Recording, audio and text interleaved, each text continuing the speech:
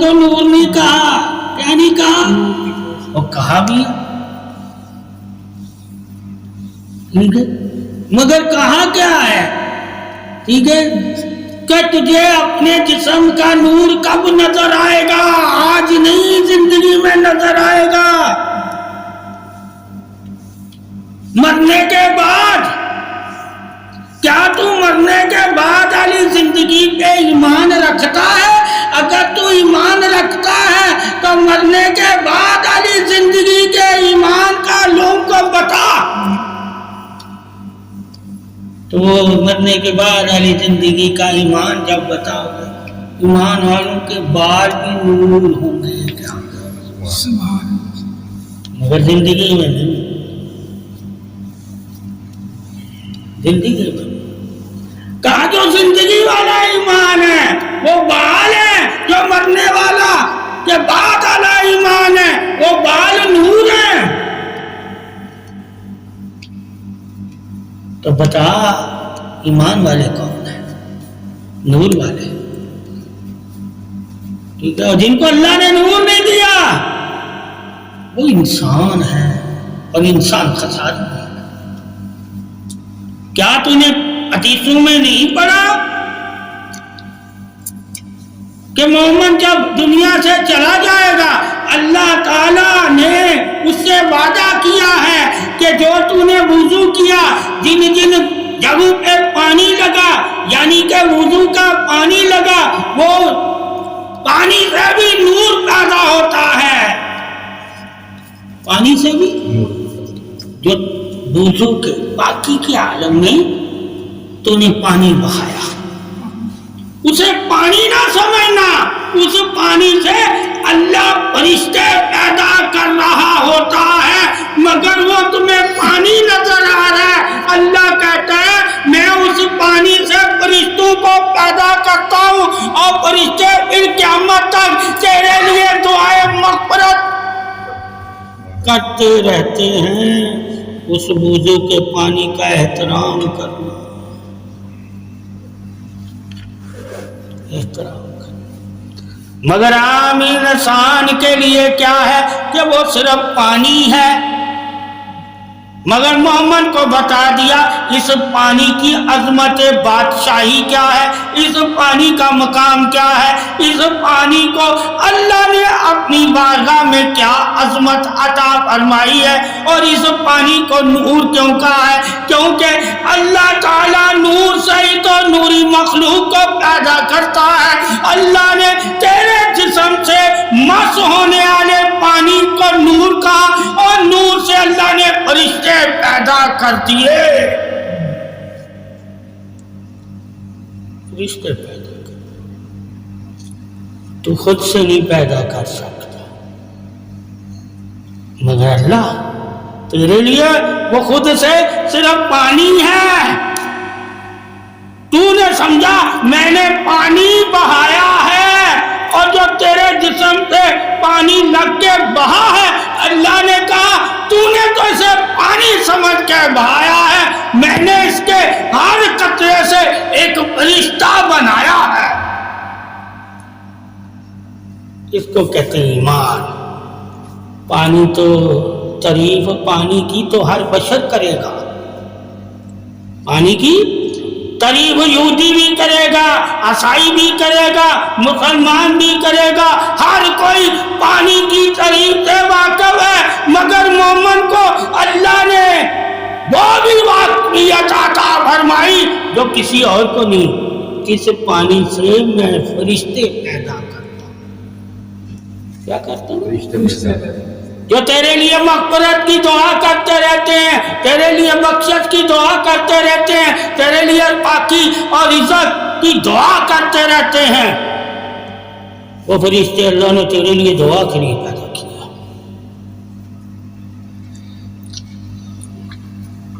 اب پیر فقیر اور عالم دین کی عظمت کیا ہے کہ تمہیں وہ زندگی کا شعور دے جو زندگی نور سے بنتی ہے، اور جو زندگی مادے سے ہے وہ تو جانور بھی ہے،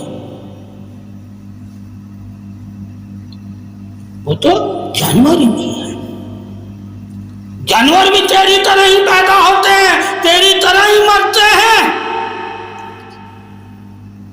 مگر ایمان والے, نور والے, ان کے بارے میں بتانا لوگوں کو, یہ پیدا تو تیری طرح ہوتے ہیں اور دکھنے میں مر بھی تیری طرح ہوتے ہیں, مگر اللہ کہہ رہا ہے میں انہیں نور والوں میں شامل کر کے انہیں عظمت جنت عطا فرماتا ہوں کہ تمام جنت کی عظمتیں, تعریفیں اور تمام جنت کے انعامات انہیں عطا فرماتا ہوں. ہر مرنے والے کو میں یہ انعامات والی زندگی نہیں دیتا, ہر مرنے والے. اب تو نے یہ بھی لوگوں کو بتانا ہے کہ زندگی ایک وہ ہے جس میں کوئی انعام والا نہیں ہے, غضب والے ہیں, ان کو بھی اللہ نے زندگی دی ہے.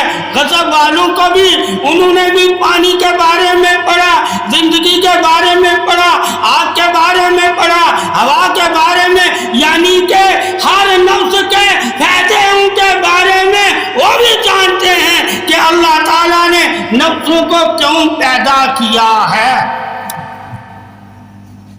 پیدائش سے تو وہ بھی واقف ہے مگر نور سے وہ واقف نہیں ہے. اس لیے تمہیں ہر جگہ پیدائش کی تعریف کرنے والے مل جائیں گے, ڈاکٹر مل جائیں گے, حکیم مل جائیں گے. پیدائش کی تعریف یعنی کہ پیدا ہوئے سے شفا لینا, وہ تو ہر انسان دے سکتا ہے, وہ تو حکیم بھی دے سکتا ہے.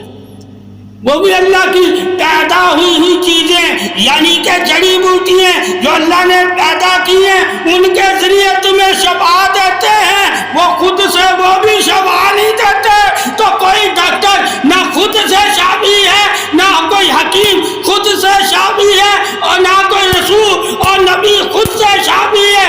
اللہ نے جتنی ان کو شفا دی ہے, جس درجے کی دی ہے, اس درجے تک تم ان سے شفا لے سکتے. ان کو شفا بانٹ کے دی گئی ہے. کسی جڑی بوٹی میں 10 شفائیں ہیں, کسی میں 20 بیماریوں کی شفا ہے, کسی میں 30 بیماریوں کی شفا ہے, کسی میں 100 بیماری کی شفا ہے, کسی میں 300 بیماری کی شفا ہے, اور کسی میں موت کے علاوہ ہر مرض کی شفا ہے. یہ جب اللہ تعالیٰ جڑی بوٹیوں, پھلوں, اناجوں کو اور بیجوں کو دے سکتا ہے تو پھر مومن کو اللہ نے کتنی شفا دی. پوچھ مومن کو, اے مومن تیرے پاس کتنی شفا ہے؟ کہا میرے پاس پورا قرآن ہی شفا ہے. تو اے مومن تو قرآن سے شفا دینا. اللہ جڑی بوٹیوں سے بھی شفا دیتا ہے, اللہ قرآن سے بھی شفا دیتا ہے, اللہ زبان سے بھی شفا دیتا ہے, ٹھیک ہے, اللہ دعا سے بھی شفا دیتا ہے, اللہ صدقے خیرات سے بھی شفا دیتا ہے, اللہ نکاح سے بھی شفا دیتا ہے, اللہ قربت میں بیٹھنے والے, قریب ہونے والے کو بھی شفا دیتا ہے, اللہ علم سے برسات کر کے بھی شفا دیتا ہے. یعنی کہ علم کی گفتگو کرنے سے اور گفتگو توجہ سے سننے سے بھی تمہیں شفا ملتی ہے. شفا کا اصل تعریف کیا ہے؟ جب شفا کی تجھے تعریف کا علم مل جائے گا تو تو کہے گا شفا کو راحت کہتے ہیں, شفا کو راحت کہتے ہیں. اور راحت اسے ہی ملتی ہے جو غموں سے آزاد ہو جائے. بیماری غم ہے, بیماری غم ہے. چاہے کسی قسم کی بھی بیماری انسان پہ ظاہر ہو جائے, وہ غم کی دلیل ہے. اور غم خوشی میں کیسے بدلے گا؟ اللہ کہتا ہے مجھے یاد کرو, میں غموں کے بدلے تمہیں خوشیاں عطا کروں گا. غموں کے بدلے اللہ یہ نہیں کہتا عبادت کے بدلے میں دوں گا، ایاک نعبد و ایاک نستعین، ٹھیک ہے؟ ہم صرف کہتے ایک چیز کے معلوم ہے ہمیں کہ عبادت کے ذریعے دے رہا ہے اللہ، عبادت کریں گے تو ہمیں ملے گا، کہا نہیں غم میں بھی تو مجھے یاد کرے گا، ایک عبادت کے عالم میں یاد کر رہا ہے، یعنی کہ قیام رکوع اور سجدہ کر کے یاد کرتا ہے، اس عالم میں بھی تو میرا قرب پاتا ہے، اور بیماری کے عالم میں بھی جب تو مجھے یاد کرتا ہے اس عالم میں بھی میرا قرب آتا ہے، بیماری بھی قرب خدا ہے، عبادت بھی قرب خدا ہے، اور ولی کے قرب میں آنا بھی قرب خدا ہے۔ تو میرا قرب تو تلاش کر، تجھے ہر بات میں میرا قرب ہی نظر آئے گا۔ میں نے تو پیدا ہی تجھے قرب کے لیے کیا ہے، تو اپنی پیدائش پہ غور کرنا، تجھے میں نے کیوں پیدا کیا ہے؟ تاکہ تو پیدا ہو کر میرے قریب آ جائے، میرے راستے پہ چلنے لگ جائے، میری تعریف کرنے لگ جائے، میری عظمتوں کا، میری نعمتوں کا، میری رحمتوں کا اظہار اور شکر کرنے لگ جائے۔ اسی لیے تو میں نے تجھے پیدا کیا ہے، پیدا کرنے کا بھی مقصد تجھے نعمت انعام دینا، اور مار کر پھر سے زندہ کرنے کا بھی میرا مقصد تجھے نعمتیں اور انعام دینا۔ جو پیدا کر کے تمہیں دے رہا ہے وہی مار کے بھی تمہیں دے گا، یعنی موت بھی انسان کے لیے اللہ کے انعامات کو پانے کے لیے ہے، اور زندگی بھی انسان کے لیے اللہ کے انعامات کو پانے کے لیے۔ انسان کا مقصد ہی اللہ سے انعام مانگنا ہے، اور اللہ کا بے نیازی ہی، رحمت ہی، بخشش کی اللہ بندے کو دینے کے لیے ہے، اور بندہ اللہ سے مانگنے کے لیے ہے۔ اب مانگنے کے طریقے تو نے کہاں سے سیکھے ہیں، اور کتنے سیکھے ہیں، اور کتنے ذریعوں کا تجھے پتا ہے کہ اس ذریعے بھی تو اللہ دے رہا ہے مجھے، یعنی کہ غم کے ذریعے بھی اللہ دے رہا ہے، بیماری کے ذریعے بھی اللہ دے رہا ہے۔ اللہ تو ہر ذریعہ دیتا ہے، کیونکہ وہ تمہارا خدا ہے۔ اس نے وعدہ کیا تم سے کہ میں ہی تمہارا مددگار ہوں، میں ہی تمہیں دینے والا ہوں، اور میں ہی بے نیاز ہوں۔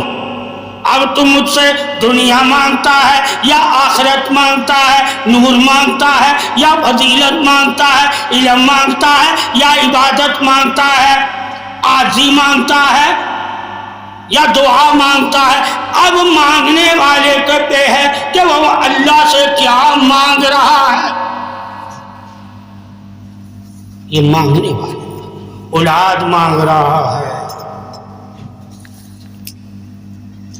یا علم مانگ رہا ہے، دنیا کی دولت مانگ رہا ہے یا آخرت کی دولت مانگ رہا ہے۔ کچھ بھی اللہ سے تو مانگے گا اللہ تجھے دے دے گا۔ اگر دنیا مانگے گا اللہ دنیا دے دے گا، اگر آخرت مانگے گا اللہ آخرت تمہیں دے دے گا، مگر دونوں دے کر وہ تم سے ساتھ بھی نہیں۔ یعنی کہ اللہ جب دیتا ہے تمہیں تو وہ جو چیز، وہ جو دولت، جو اولاد، جو حسن، جو تمہاری طاقت یعنی جسمانی طاقت جو بھی اللہ نے تجھے دی ہوتی ہے، اس نے طریقہ بتا دیا کہ جو میں نے تجھے دیا ہے اسے کس طرح تو نے استعمال کرنا ہے، کس طرح اس سے فائدہ بننا ہے، کس طرح اس سے فائدہ لینا ہے، کس طرح اس سے دوسروں کو فائدہ دینا ہے۔ جب تو اللہ کے دیے سے بھی تو جان جائے گا اللہ نے مجھے کس مقصد کے لیے اور کس کے لیے دیا ہے، اور کس کا حق ہے اور کون ہے جو حقدار نہیں ہے، مگر اللہ نے کہا اس چیز کے لیے تجھے بھی دیا ہے، بخشش کر کے دیا۔ ٹھیک ہے، حقدار کو بخشش کر کے نہیں دینا، اس کو اس کا حق سمجھ کے دینا، ٹھیک ہے۔ تو اس پہ کوئی احسان نہیں کر رہا، ایک پہ تو احسان کر رہا ہے، ایک پہ احسان نہیں کر رہا۔ اللہ کے احسان بھی تیرے لیے ہیں اور اللہ کی وراثت بھی تیرے لیے ہے۔ دنیا کا بھی تو وارث ہو سکتا ہے، جنت کا بھی تو وارث ہو سکتا ہے۔ اب تجھ پر ہے تو اللہ سے کون سی وراثت لے کر اللہ کا حق ادا کرے۔ حق ادا کرنے والے ہی اللہ کو پسند ہے۔ وراثتیں تو ہر انسان کے پاس کوئی نہ کوئی ہوتی ہے، مگر ہر انسان اپنی وراثت میں سے اللہ کو راضی نہیں کرتا۔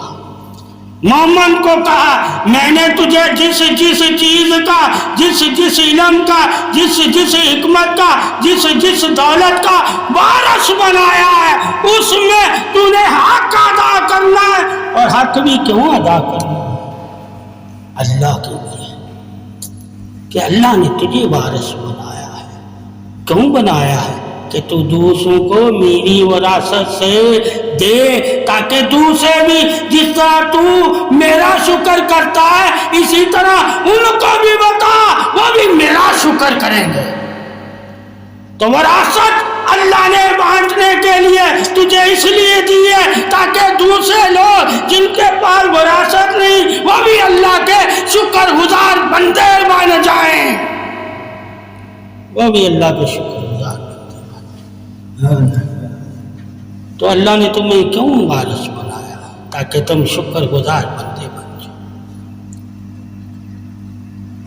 اس کا مقصد کیا ہے تجھے وارث بنانے کا؟ کہ تم بندے بن جاؤ شکر گزار، ہر حال میں اللہ کا شکر کرنے والے ہو جاؤ، اور اللہ تمہارا مددگار ہے ہر حال میں۔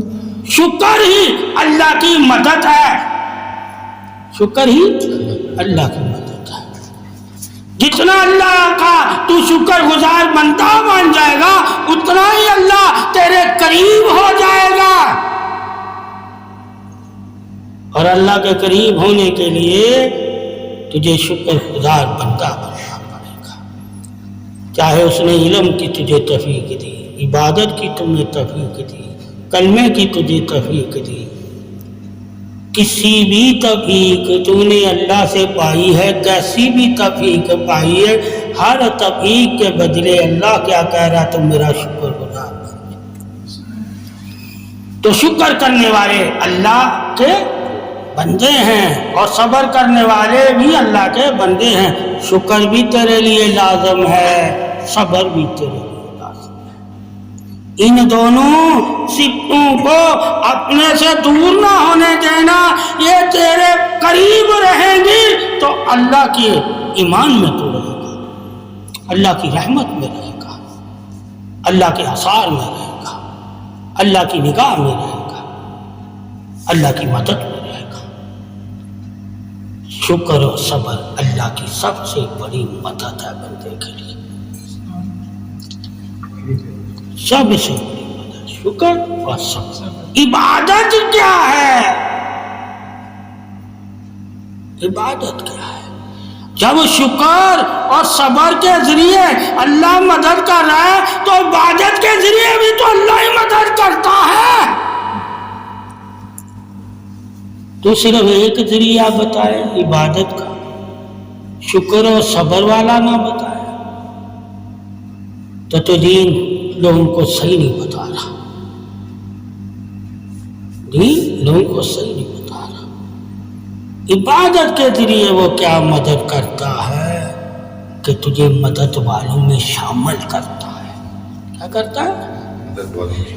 شامل کرتا ہے۔ جب تجھے پتا چل گیا عبادت کے ذریعے میں نے انعام والوں میں، مدد والوں میں، شکر والوں میں، صبر والوں میں شامل ہوتا ہوں، شامل ہو گئی تو میرا اللہ صبر کرنے میں میرا دوست بن جاتا ہے۔ اس لیے عبادت کی عظمت کو بھی پہچاننا ہے، صرف صبر و شکر ہی نہیں رکھنا، ساتھ اللہ کی عبادت بھی تیرے لیے لازم ہے۔ عبادت والے ہی تو مومن ہے، جو اللہ کی عبادت کرتا ہے وہی تو اللہ کا بندہ ہے، جو اللہ کے آگے سجدہ کرتا ہے اسی سے تو اللہ راضی ہے، اور جس سے اللہ راضی ہوتا ہے اسے ہی تو اللہ صبر اور شکر کی توفیق دے دیتا ہے، اسے ہی تو توفیق دیتا ہے۔ اور جو اللہ کے آگے سجدہ ہی نہ کرے، اللہ کی توحید اور وحدت کو مانے ہی نہ، اللہ کی عبادت کی طرف جائے ہی نہ، ایسا شکر تو جانور بھی کرتے ہیں، ایسا صبر تو جانور بھی کرتے ہیں۔ تو نے جاننا ہے صبر جانوروں والا بھی ہے، اور صبر انسانوں والا بھی ہے، اور صبر مومنوں والا بھی ہے، اور صبر ولیوں والا بھی ہے، اور صبر انبیاء والا بھی ہے، اور صبر محمد صلی اللہ علیہ وسلم والا بھی ہے، اور صبر خدا والا بھی ہے۔ صبر ایک جیسا نہیں ہے، اللہ کا صبر اور ہے، محمد کا صبر اور ہے۔ جب تو صبر کے درجات سے واقف ہوگا، شکر کے درجات سے واقف ہوگا، عبادت کے درجات سے واقف ہوگا، وحی کے درجات سے واقف ہوگا، نفسوں کے درجات سے واقف ہوگا، نور کے درجات سے واقف ہوگا، قرب کے درجات سے واقف ہوگا، عبادتوں کے درجات سے واقف ہوگا، سلامتی کے درجات سے واقف ہوگا، تو تجھے پتہ چل جائے گا سب درجے اللہ کی طرف سے، اس کو اللہ کی تقسیم کرتے ہیں۔ اللہ نے صبر کو بھی تقسیم کیا، اللہ نے رزق کو بھی تقسیم کیا، اللہ نے علم کو بھی تقسیم کیا، اللہ نے حسن کو بھی تقسیم کیا، اللہ نے آواز کو بھی تقسیم کیا، اللہ نے نظر کو بھی تقسیم کیا، اللہ نے طاقت کو بھی تقسیم کیا، اللہ نے قرب سلامتی دیدار کو بھی تقسیم کر دیا۔ اور تقسیم کا علم وہ مانتا ہے جو مومن ہوتا ہے، وہ اللہ کی تقسیم پہ راضی رہتا ہے، اور جو منافق ہوتا ہے وہ اللہ کی توحید کو بیان کرتا ہے مگر اس کی تقسیم کا اس کے پاس علم نہیں ہوتا، وہ تقسیم میں انسان کو عزت نہیں دیتا مگر توحید میں اللہ کو عزت والا کہتا ہے، انسان کو بھی عزت والا کہنا حق ہے۔ اللہ نے جن کو عزت دی ہے انہیں عزت والا کہو، جنہیں علم دیا ہے انہیں علم والا کہو، جنہیں حسن دیا انہیں حسن والا کہو، جنہیں نظر دی انہیں نظر والا کہو، جنہیں کشف دیا انہیں کشف والا کہو، جنہیں طاقت دی انہیں طاقت والا کہو، جنہیں اولاد دیے انہیں اولاد والا کہو۔ جو دیا ہے اس کا اظہار کرنا ہی تو اللہ کی تعریف ہے۔ وہ اپنی تعریف تمہیں دیکھ کر کروا رہا ہے، تو دیکھ اللہ نے مجھے کیا دیا ہے، تو تجھے پتہ چل جائے گا کہ بغیر اللہ کے دیے میرے پاس کچھ نہیں۔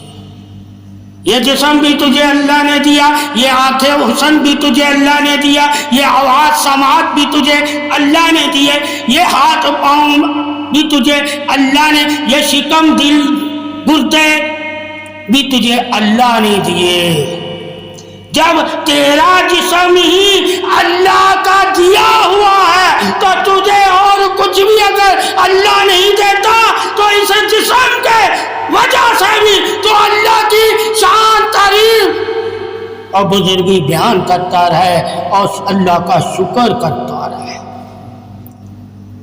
تیری پیدائش ہی تو شکر کے لیے ہے، تیری پیدائش ہی تو تعریف کے لیے ہے، تیری پیدائش ہی تو احسان کے لیے ہے، تیری پیدائش ہی تو پہچان کے لیے ہے، تیری پیدائش ہی تو عبادت کے لیے ہے، تیری پیدائش ہی تو سلامتی کے لیے ہے، تیری پیدائش ہی تو قرب کے لیے ہے، تیری پیدائش ہی تو عبادت ذکر اور فکر کے لیے ہے، اور تیری پیدائش ہی تو رزق کے لیے ہے۔ جب تو جان جائے گا اپنی پیدائش کے بارے میں تو جو جو تیری پیدائش کی عظمتیں ہیں، فضیلتیں ہیں، بزرگیاں ہیں، جو اللہ تجھے دینا چاہتا ہے پیدا کر کے، تو تو جان جا اپنے رب کی چاہت کو، اگر تو پیدا ہو گیا ہے تو رب کی چاہت کو اپنا لے، رب تیری چاہتے تیرے قدموں میں ڈال دے گا۔ تجھے اپنے پیدا ہونے وقت اور پیدا ہونے کے بعد چاہتوں کا علم ہونا چاہیے کہ مجھے اللہ نے کس چاہت کے لیے پیدا کیا، اللہ کی کیا چاہت تھی مجھے پیدا کرنے کی۔ جب تو جان جائے گا اللہ کی کیا چاہت تھی، کہا میری چاہت کیا تھی، میرا پرچار کرنا، میرا ذکر کرنا، میری تعریف کرنا، میری عبادت کرنا، میرے حکم پہ عمل کرنا، میرا علم لینا، میرا نور حاصل کرنا، میرے نور والے راستے پہ چلنا اور میرے قریب ہو جانا۔ یہ ساری چاہتوں سے جب تو پیدائش سے واقف ہوگا اللہ نے مجھے پیدا کس چاہت کے لیے کیا ہے، اللہ نے تجھے پیدا ہی انعام دینے کے لیے کیا، تجھے پیدا ہی انعام دینے کے لیے کیا۔ تو پھر پیدائش کی خوشی تو منائے گا، کیا منائے گا؟ جب اللہ کی چاہتوں کو جان جائے گا، اللہ کی جان جائے گا کہ میری پیدائش ہی تو اللہ کی چاہت ہے، اللہ کا احسان ہے، اللہ کا انعام ہے۔ اب جو جو اللہ کی طرف سے ملتا ہے وہ حاصل کرنا ہی میری پیدائش کا مقصد ہے، تو اپنے مقصد حیات سے واقف ہو جانا پیدا ہو کر،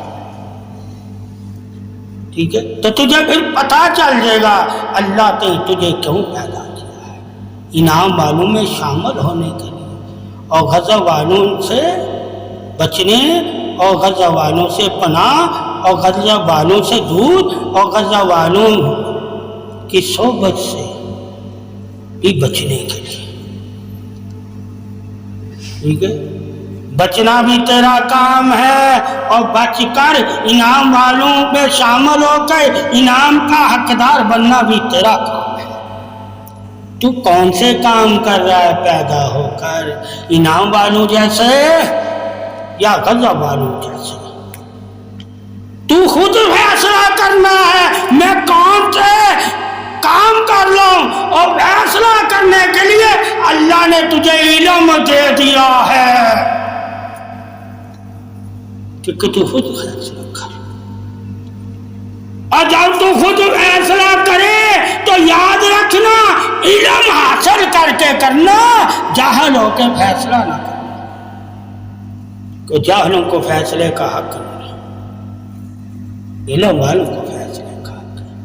جب وہ جان جائے انعام والوں کا راستہ کون سا ہے اور غضب والوں کا راستہ کون سا، جب دونوں راستوں کا تجھے علم ہو جائے تو پھر تو فیصلہ کرنا کہ میں نے کس راستے پہ چلنا ہے، کون سا راستہ اللہ تعالیٰ نے میرے لیے بنایا ہے، اور کون سا راستہ اللہ تعالیٰ نے نافرمانوں اور دشمنوں کے لیے بنایا ہے۔ کہیں میں اللہ کے دشمنوں کے راستے پہ تو نہیں چل رہا،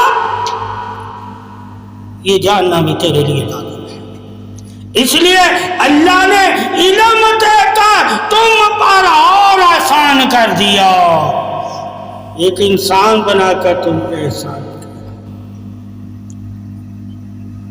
انسان بنا کر تم صرف علم سے ہی انسان کے احسان سے واقف ہو، علم سے مقام، عظمت، بادشاہی، نور، فضیلت، قرب، رحمت کے مقاموں سے بھی واقف ہو جائے، درجات کے مقاموں سے بھی واقف ہو جائے، رسالت، ولایت کے مقاموں سے بھی واقف ہو جائے، عالم کے مقاموں سے بھی واقف ہو جائے، شاہد اور صابر کے مقاموں سے بھی واقف ہو جائے، ذاکر، عبادت راتوں کو شبیدار رہنے والے کے مقاموں سے واقف ہو۔ جب تجھے علم ہر مقام کی خبر دے گا، اس کی واقعیت دے گا، اس کی عظمت بتائے گا، اس کے قرب کی تعریف تمہیں سکھائے گا، تو تم اسی حساب سے ایک دوسرے کی عزت کرنے لگ جاؤ گے، ایک دوسرے کی عزت کرنے لگ جاؤ گے۔ عزت بھی تو اللہ ہی چاہتا ہے، اور عزت وہی کرتے ہیں جو انعام والے ہوتے ہیں۔ غضب والے تو اپنے ماں باپ کی عزت نہیں کرتے، تو وہ دوسروں کی عزت کیا کریں گے؟ تو پتہ چلا علم عزت کی پاسداری کے لیے ہے، اور جو علم رکھ کے عزت کا پاسدار نہ ہو وہی ظالم ہے، اور وہی کرتا ہے۔ کیوں اندھے لولے لنگڑے بولے عزت کو نہیں جانتے، انہیں نہیں پتا عزت ایمانی کیا ہے، انہیں عزت نفسی پتا ہے، وہ نفس کے عزت کے تو پاسدار ہو جائیں گے، مگر ایمان نور سلامتی حق کی عزت کے پاسدار نہیں ہوں گے۔ تو نفس بھی عزت کا بھی پاسدار ہے مومن، اور تو ایمان نور سلامتی دین شان وحی رسالت حق کا بھی پاسدار ہے۔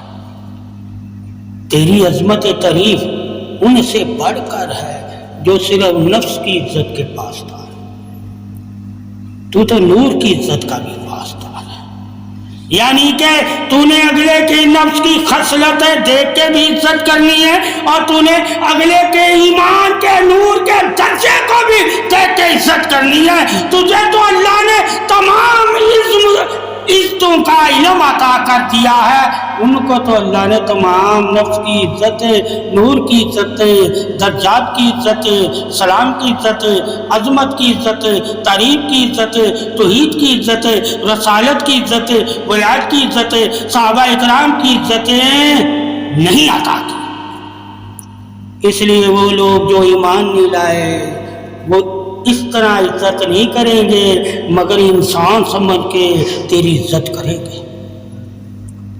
وہ بھی عزت، مگر وہ درجہ تمہیں انسان کا دے کے انسانیت کی عزت کرنا بھی عزت ہے، مگر ایمان کے نور والوں کی عزت کرنا بھی عزت ہے۔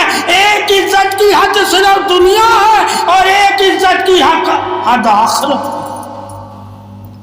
اللہ نے عزت کو بھی حدیں بخشی ہوئی ہیں کہ کس کی کس حد تک عزت کرنی ہے۔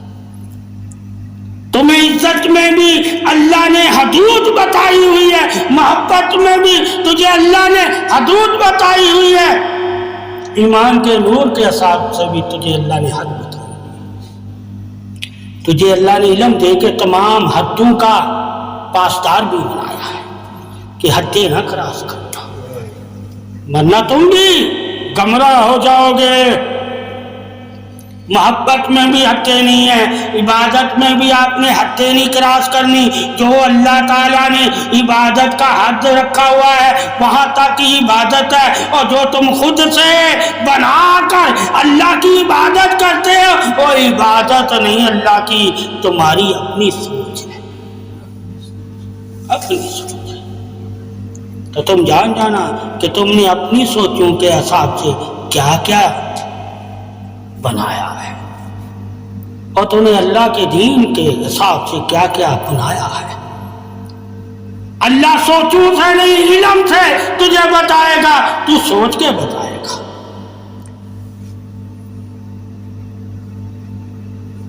فرق آ جائے گا، تو سوچ کے کسی چیز کو جائز کہے گا۔ میں اس لیے سے جائز کہتا ہوں، اللہ سوچ کے نہیں، تجھے الہام دے کر، تجھے وحی دے کر، تجھے اپنا فرمان اور تجھے علم اور رسول کو تمہارے ساتھ، یعنی تمہیں دے کر بتا رہا ہے، اور تیرے پاس صرف سوچ ہے، تو سوچ سے بتا رہا ہے۔ اب سوچ سے تو دین میں جو لوگوں کو بتا رہا ہے وہ تیرا قیاس ہے، اور قیاس دین نہیں ہوتا، دین وحی ہوتا ہے، دین وحی ہے۔ جو وحی کے علم سے تجھے علم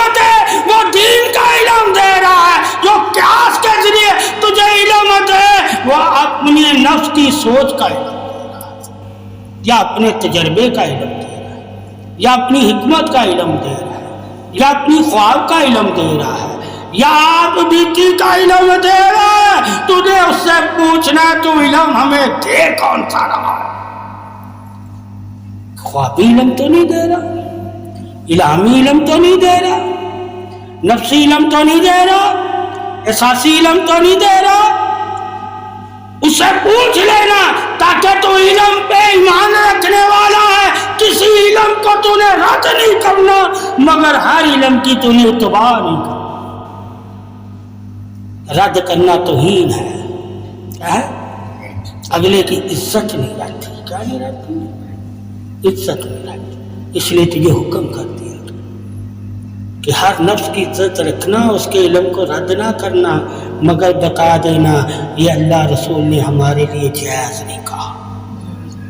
یہ بتانا کہ علم کو ماننا حق تو ہے ہمارا، مگر اس علم سے کام لینے کے لیے اللہ کے نبی نے ہمیں منع فرما دیا، اس لیے ہم کسی اور علم کے ذریعے اللہ کی مدد نہیں حاصل کرتے۔ ہم کس کے ذریعے اللہ کی مدد حاصل کرتے؟ تو اللہ نے ہمیں علم دیا ہے مدد حاصل کرنے کا، اسی علم کے ذریعے ہم اللہ سے مدد حاصل کرتے ہیں۔ اور جو علم پہلے لوگوں، پہلے انبیاء کے پاس تھے، وہ ہر علم سے مدد لے لیتے تھے، نفس سے، جنات سے، روحوں سے، مقلات سے، حمزات سے وہ مدد لیتے تھے۔ ہم ان کی مددوں کے منکر نہیں ہیں، مگر جانتے ہیں انہوں نے اللہ سے مدد نہیں لی تھی۔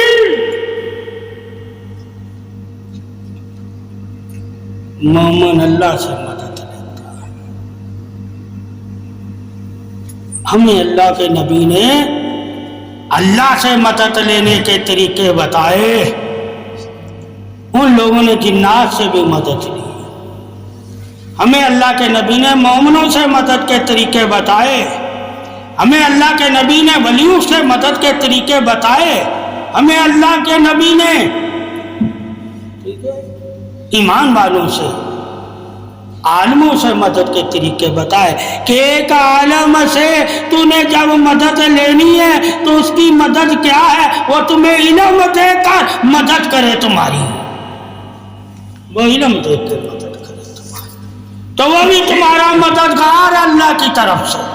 اللہ نے اسے حکم دیا ہے کہ تجھے میں نے علم دیا ہے، تو علم کے ذریعے لوگوں کی مدد کر، اور اللہ نے ولی کو حکم دیا ہے تجھے میں نے اسم بھی دیا ہے اور علم بھی دیا ہے، تو میرے اسمی کے ذریعے لوگوں کی مدد کر۔ تو پھر پتہ چل جائے گا یہاں تو ہر جگہ اللہ ہی مددگار ہے۔ اللہ نے مسلمان کو اپنے ذریعے دیے ہیں مدد کی، اور باقی قومیں جو آئی انہوں نے اس کی بنی ہوئی چیزوں سے مدد کو ذریعہ بنا لیا۔ سمجھ گئے؟ ہم نے اللہ کی دی ہوئی دولت کو مدد کا ذریعہ بنا لیا۔ ٹھیک ہے کہ اللہ نے کس کو کون سی دولت دی ہے، اسی دولت سے وہ تمہاری مدد کرے، تمہارا مددگار۔ ٹھیک ہے، پہلے لوگوں کی مددوں کے بارے میں اور طریقہ ہے، مسلمان کی مدد کے بارے میں اللہ کے نبی نے اور طریقے بتائے۔ وہ جناتوں سے مدد نہیں لیتا، وہ آیتوں سے اور فرشتوں سے مدد لیتا ہے، وہ عبادت سے مدد لیتا ہے، وہ ذکر سے مدد لیتا ہے، وہ دعا سے مدد لیتا ہے، وہ خدمت سے مدد لیتا ہے، وہ علم سے مدد لیتا ہے۔ مومن اللہ کی مدد کے لیے اللہ نے مومن کو بہت ہی زیادہ وسعت عطا فرمائی ہے، اور باقی لوگوں کو صرف نفسی مدد ملتی تھی، اس لیے انہوں نے نفسوں کو خدا بنا لیا، اور جو لوگ نفسوں کو خدا سمجھتے ہیں وہی تو گمراہ ہیں، وہی تو شرک بدعت اور کفر کرتے ہیں۔ اور جو اللہ کی مدد کے طریقوں کو اپنا کر اللہ سے مدد مانگتے ہیں وہی تو مومن ہیں، وہی مومن ہے۔ اور اللہ ان کا ہے اور وہ اللہ کے ہے، اور اللہ ان سے راضی ہے اور وہ اللہ سے راضی ہے۔ اس لیے تو ہر حال میں وہ اللہ کا شکر کرتے ہیں اور صبر کرتے ہیں۔ شکر اور صبر ہی تو اللہ کی رضا والوں کے ساتھ ہے، اور اللہ ان کا دوست ہے، وہ اللہ کے دوست ہے۔ یہی شان تعریف ایمان ہے۔ جو شان تعریف ایمان سے واقف ہو جائے گا وہ ان کے دوستوں میں شامل ہونے کی کوشش کرے گا اور اللہ کا دوست بنے گا۔ یعنی کہ اللہ کا دوست بننا ہی انعام والوں میں شامل ہونے کی دلیل ہے۔ تجھے ایمان دیا اسی لیے ہے تاکہ تو اللہ کے دوستوں کے قریب ہو جائے۔ تو علم لے کر بھی ایمان کا اللہ کے دوست یعنی انعام والوں کے قریب نہیں ہوتا، ان میں شامل نہیں ہوتا، تو نے اللہ کا دین اپنایا نہیں ہے۔ اللہ کے دین اسی نے اپنایا ہوا ہے جو اس دین کو اپنا کر انعام والوں میں شامل ہو، اور جو شامل ہوگا وہی اللہ